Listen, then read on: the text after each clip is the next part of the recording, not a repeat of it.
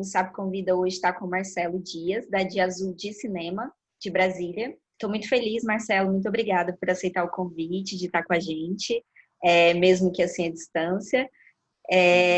Nesse momento que você está lançando um filme, então imagino como está a correria. E eu vou pedir para você primeiro se apresentar e dizer como foi que você entrou no audiovisual. Bom, eu sou Marcelo Dias, como falamos, cineasta aqui de Brasília, da Dia Azul Cinema, e entrei no audiovisual um tanto pela faculdade, de certa forma, ali. Eu primeiro ingressei na UNB pelo curso de comunicação. Na época o cinema estava fechado, apesar de ser o curso mais antigo de cinema, ficou bastante tempo fechado. Então ali tive a oportunidade de ter acesso a algumas disciplinas e tudo mais, e que eram do cinema, que estavam abertas, e aí para mim foi assim, paixão à primeira vista, literalmente.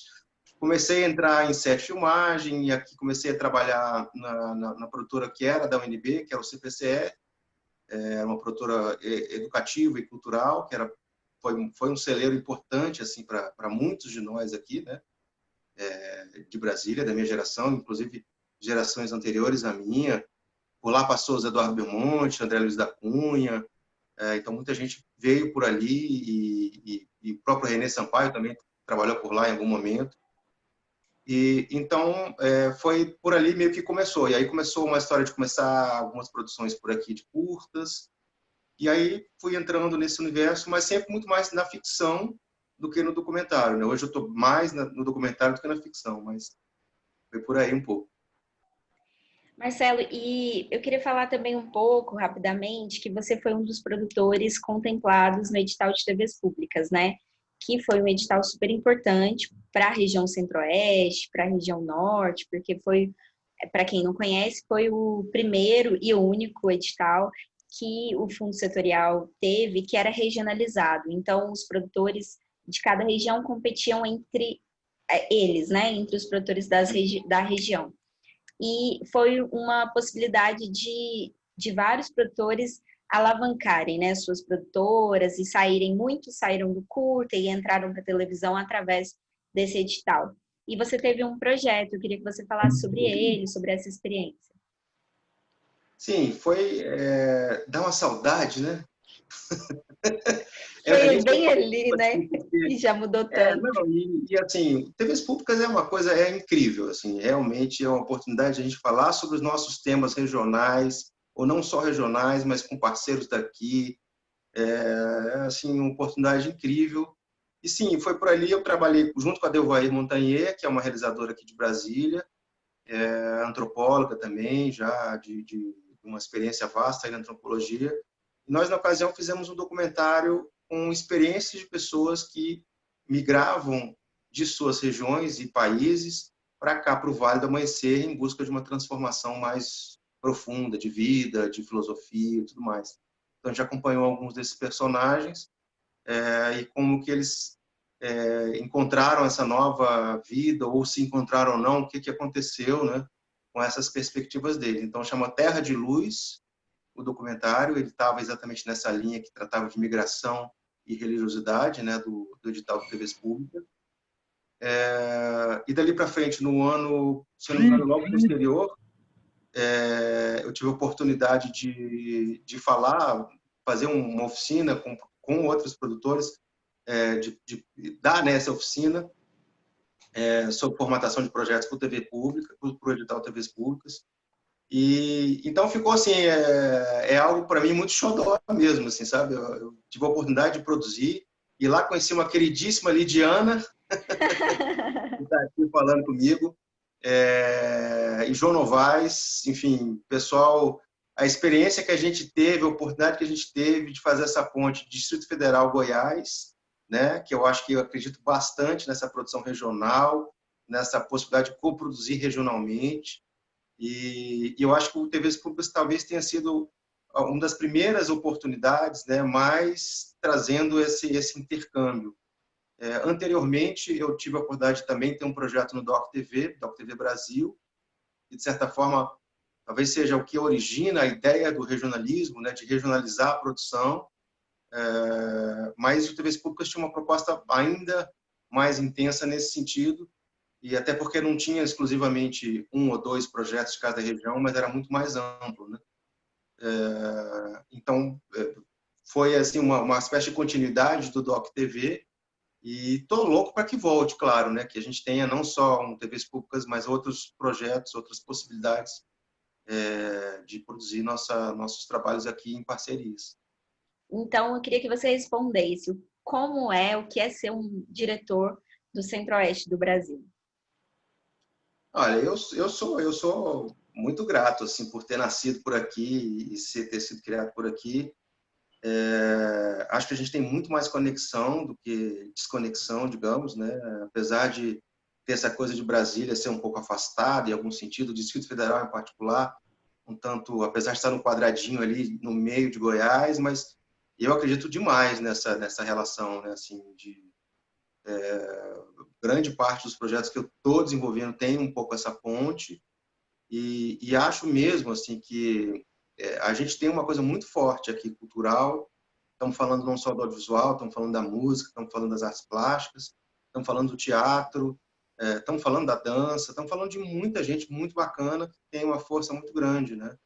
E não exclusivamente em Goiânia, em Brasília só, né? Todas as capitais e também fora das capitais do Centro-Oeste. Então, para mim, é muito claro isso. Claro, a gente fica na expectativa de que não exclusivamente só programas públicos ou estatais reconheçam isso, mas também as empresas privadas, os parceiros, né, como o Sebrae foi parceiro em alguns momentos aí do SAP e outras instituições que a gente espera também que tenham esse entendimento de valorizar a nossa produção aqui do Centro-Oeste, né? E eu acho que, claro, estamos vivendo uma crise gigantesca em vários níveis, né? Eu acho que até, de certa forma, existencial, assim, para quem está aqui militando, e talvez seja essa a palavra, né? Militando no audiovisual, na cultura, porque para que estamos aqui, para que existimos, para que produzimos e queremos produzir, né?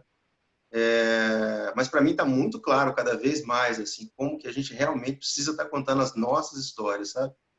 E eu acredito de fato assim que essa oportunidade de não só empresas, instituições e outros caminhos também que se possam construir de parcerias são fundamentais nesse momento, né? Que infelizmente a gente tem uma quase total ausência, né? Aqui em Brasília a gente de certa forma ainda tem o FAC, mas não como era anteriormente, né? Mas fora isso, a gente, enfim, está contando aqui um ou outro ali, possibilidade de ter algum recurso público, né? Ficou tão perigoso e proibido falar, né, que nós do audiovisual, da cultura, somos tão assim, né, por um lado desse questionamento, dizer, olha, a gente não pode usar recurso público para isso, né? Então, mas enfim, eu acho que isso vai mudar e eu acredito que fortemente que mudará em breve. Fazendo essa ponte entre estar aqui, né? Por que estar aqui e seguir produzindo, vem muito ao encontro do Maria Luísa, né? Que é esse documentário, que é o seu primeiro longa. Queria que você falasse um pouco como chegou esse filme, essa história para você, como ela se desenvolveu. Maria Luísa é um filme essencialmente do Centro-Oeste, assim, em todos os sentidos possíveis e imaginados, né? Assim, temático, protagonismo, equipe, produtora, locações. Então é um filme que sai a partir de uma história que, inclusive, eu comecei a ter um contato com a história da Maria Luísa até pelo jornal Correio Brasiliense, que é um jornal também da região, digamos assim. Então, até nesse sentido, tem essa conexão, né? A Maria Luísa é uma goiana de séries, inclusive séries é uma parte importantíssima do filme, como locação e tudo mais. Teve por Brasília e mora em Brasília, enfim, é a sua base como uma militar. Foi aqui que ela atuou enquanto nativa nas Forças Armadas, né? Foi sempre a base dela aqui na base aérea, aqui em Brasília. E obviamente, em Goiânia. Goiânia é também uma parte muito importante do filme, porque é onde ela optou por fazer a cirurgia de transgenerização, né? Ela optou por fazer, no entendimento dela, ela sempre quis fazer, enfim, então ela fez essa cirurgia aí em Goiânia, o que mais uma vez cria reforça essa conexão que a gente vinha falando anteriormente. E foi isso. A primeira vez que eu falei com a Maria Luísa, veio então um contato a partir de colegas do jornal Correio Brasiliense, liguei para ela e dali ela muito, assim, foi muito receptiva, ao mesmo tempo teve um certo receio nessa ideia. Bom, eu falei, Maria Luísa, eu achei que essa história é muito interessante, será que isso daria um filme, tudo? Eu sou cineasta, trabalho também muito com documentário, mais voltado para pessoas, personalidades, biografias, gosto muito disso, né? Tentando trazer a coisa num sentido assim mais palatável. E aí ela começou a se interessar e tudo me convidou para ir para a casa dela e lá, na primeira ida na casa dela, tivemos uma conversa que passou de 5, 6 horas. A gente eu achei que ia ser uma coisa de 1 hora no máximo, mas eu lembro eu lembro até hoje, do dia que ela abriu a porta assim da casa dela, e eu entrei e vi aquele cenário pronto assim, né? Ao meu lado direito, quadros com medalhas, com diplomas, na frente umas fotos dela, fotos em que ela mesma fotografava flores, pinturas, desenhos dela nas paredes, e aquele lugar simples, né? Um tom de marrom com caque, ali uma coisa meio década de 70, e tinha aqueles elementos que ela tinha, um videocassete com aviãozinhos e carrinhos em cima. E aí, para mim, eu olhava aquilo ali e falei, puxa, que coisa interessante, né? E aí ela conversou comigo, contou bastante da história dela. Quando terminou a conversa, eu fiquei assim, muito, muito chocado, sabe? Realmente foi muito forte a quantidade de informação e de sentimento que ela carregava e carrega, né? Na experiência que ela teve, principalmente de resistência e de certa forma a exclusão assim das forças, de certa forma não, de exclusão mesmo, né? Ela foi retirada da ativa por ser transexual, apesar de sempre querer ser militar. Nesse momento está muito difícil a gente falar, claro, do tema militar, há de diferentes lados, mas Maria Luísa nunca teve uma postura favorável à ditadura ou a um lado mais retrógrado, pelo contrário, né? Imagina ser uma mulher trans em 98 para 2000, nas Forças Armadas, num país como o nosso. Então, assim, é uma série de transgressões, né? E talvez a palavra que eles usem até formalmente nas Forças Armadas, né? A palavra transgressão por lá, ela tem uma conotação negativa, né? E para mim, exatamente o contrário. Eu achava e sempre achei um exemplo muito forte. Então, fui atrás dessa história e eu sempre brinco um pouquinho também que no final dessa primeira conversa ela disse assim, olha, Marcelo, legal essa ideia, mas quem vai fazer meu papel? Aí eu disse, não, mas é você, é um documentário, não por ser um documentário, claro, mas eu queria que fosse ela em primeira pessoa, ela contando. Ah, mas eu sou muito tímida, não sei, essa coisa de câmera, não sei se é para mim. Eu falei, Maria, eu acho que vamos experimentar, vamos ver se você gosta. Ela deu um sorrisão, né, nessa hora, ficou quieta um pouco assim, parecia que estava, sei lá, sonhando um pouco. E na infância dela, em séries, ela frequentava muito o cinema, ela adorava.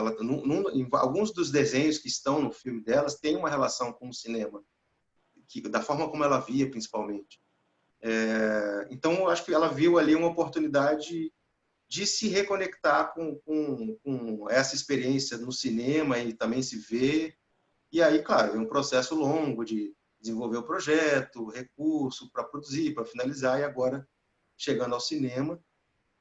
O filme teve em diferentes festivais, né, nos Estados Unidos, na Argentina, na Colômbia, no México, na França, na Holanda, na Suíça. Ontem ele passou num festival latino-americano na Universidade de Yale, nos Estados Unidos. Foi, inclusive, uma experiência super curiosa, interessante. E ainda tem um festival agora no mês de dezembro, premiado no Festival no México, o melhor documentário internacional. É um festival voltado para temas de direitos humanos, que para mim foi um prêmio assim um sabor muito especial pelo recorte do Festival de Direitos Humanos. É muito que me interessa assim trabalhar, não só isso, mas principalmente isso. E vamos para a Sérvia, né? Quando eu falei para a Maria Luísa, nosso filme foi selecionado para um festival na Sérvia. E ela falou, meu Deus, mas onde a gente está chegando, Marcelo? Que coisa. Ela ficou muito assim, sabe? E para mim É incrível. Nesse momento que a gente está vivendo de pandemia, de retrocesso, tentando aqui falar, né, e nos animarmos em produzir mais coisas. Mas é isso, assim. Então, ela ficou super animada e feliz de saber dessa possibilidade. Dia 19 de novembro, o filme estreia nos cinemas e logo na sequência ele vai para o streaming e sempre associado com essa ideia da exibição e da distribuição de impacto, né? Exibir o filme na forma tradicional, mas também vamos fazer, e estamos já fazendo várias sessões, não só fechadas, mas abertas, para formadores de opinião, para pessoas que estão em diferentes setores da sociedade. E nessas sessões a gente quer discutir vários assuntos que são importantes. Emprego da população trans, acesso enfim, às possibilidades saúde, de ajuda à saúde e tudo mais, próprios direitos humanos, falar de religiosidade, que é um assunto muito importante para a Maria Luísa, né? Ela é católica, além de militar, né? Então tem, claro, essa questão das instituições, mas então a gente está também programando essa exibição com pessoas de diferentes religiões para falar sobre a abertura à população LGBT e outras identidades que sejam fora da questão de gênero também, e também na questão de gênero, nessas religiões ou doutrinas, e por aí vai. Então, tá nessa nesse momento, com todas essas dificuldades, ao mesmo tempo, está exibindo um filme que me parece que dialoga com uma outra realidade, assim, de um outro Brasil, de uma outra possibilidade, talvez de um outro mundo. É um desafio constante, mas é extremamente, para mim, muito animador. Assim, vou dormir tranquilo. E tem uma coisa muito legal na realização do filme, que é um impacto diretamente na vida da Maria Luísa, na questão de uma luta que ela vinha, né? Eu queria que você falasse um pouco sobre isso, assim, porque quando se faz uma produção de impacto, tem vários objetivos, né? E eu acho que talvez o principal vocês estão atingindo, né? Tem diferentes impactos na vida dela. O primeiro delas, que eu acho bem divertido quando a gente conversa eu converso muito com a Maria Luísa, a gente criou uma amizade muito grande, assim, né? Além do filme, né? Mas, enfim, acho que das primeiras coisas que ela fala assim, Marcelo, eu percebo que ela está muito mais feliz, assim, empolgada com as coisas. Claro, não é uma situação necessariamente comemorativa ainda, mas eu percebo que ela está muito mais motivada, assim, com as coisas mesmo. Então, talvez esse seja um primeiro impacto. Agora, muito recentemente, o filme trouxe também muita visibilidade ao caso da Maria Luísa na imprensa, nos festivais, nos órgãos do ambiente jurídico. Então, o caso dela, o processo que já ia há quase 20 anos, está chegando a um ponto final em que ela conseguiu ter uma decisão inédita do Supremo Tribunal do Superior Tribunal de Justiça, né, o STJ, através do ministro Herman Benjamin, em que ele decidiu favorável a ela que, de fato, ela foi, sim, alvo de preconceito nas Forças Armadas e que ela, então, mereceria ter, hoje, acesso a uma aposentadoria na mais alta patente que ela teria direito de chegar se ela tivesse continuado nativa. Então, isso é um grande, para mim, como realizador, assim, incrível, porque está lá na página 7 da decisão dele, um parágrafo bem bonito, assim, citando o filme, citando a carreira do filme, a importância do filme, e como isso está trazendo visibilidade para o caso dela, e como ele, de certa forma, ali se colocando também, utilizando até ao próprio filme como isso, né? Como uma das justificativas, inclusive, para que esse caso seja revisto. Né? E a gente, claro, também está buscando outros impactos com o filme. A ideia de discutir a empregabilidade da população trans, a gente está organizando agora algumas sessões com instituições, com empresas, tentando trazer esse assunto, né, de motivar essas instituições a também terem mão de obra trans. Estamos falando da questão da religiosidade, de discutir isso em outros âmbitos, né, existenciais, inclusive, de fé, dos direitos do ponto de vista do direito humano, o direito à identidade, a ser quem se quer ser, né? Então, tem vários caminhos que a gente está trabalhando com esse intuito de utilizar a exibição do filme para trazer uma transformação e uma movimentação concretas, né? E aí eu queria que você falasse um pouco, assim, para além do filme 2020, vocês lançaram no ano passado, ele está fazendo uma carreira bem longa de festivais. Então, acredito que você esteve muito envolvido com isso esse ano, mas quais foram os projetos de 2020? O que você espera para os próximos anos? Assim, o que é a expectativa enquanto diretor, enquanto dono de uma empresa no Centro-Oeste, em meio a essa crise? Quais são as estratégias de sobrevivência? Tem outros projetos que eu desenvolvi que estão aí também buscando recursos, mas não só, claro, falando como empresa, como empreendedor também, buscando caminhos fora dessa realidade que a gente está mais acostumado, que são os editais públicos, né, nacionais ou não. Então, acho que esse meio do impacto social também me interessa bastante. Muitos dos meus projetos têm essa linha de buscar parcerias por esse lado também. Então, instituições que possam se interessar tanto não só nas campanhas de impacto, mas também, de certa forma, poderem ser parceiras também já na etapa de pré-produção, de produção. São histórias que, em grande parte, falam de busca de transformação, de identidade, de questionamentos diversos, né? E tudo isso me move bastante. E eu acredito que, independente das questões de governo, a gente tem chances de seguir adiante com outros parceiros. Claro que o governo não deixa de ser importante e a gente também acredita que isso em breve se reconstrua de uma outra maneira, né? A produção de impacto, assim, internacionalmente, ela é mais estruturada, tem instituições, no sentido das instituições, né? Instituições sérias e grandes que investem muito em projetos com esse intuito, assim. Então, realmente, é um caminho bem interessante, né? E essa coisa de internacionalizar nossos projetos também, né? Quer dizer, eu não sei nem se é essa a palavra, né? Porque eu acredito que nossas histórias são muito internacionais já, assim, mas talvez criar essas conexões ou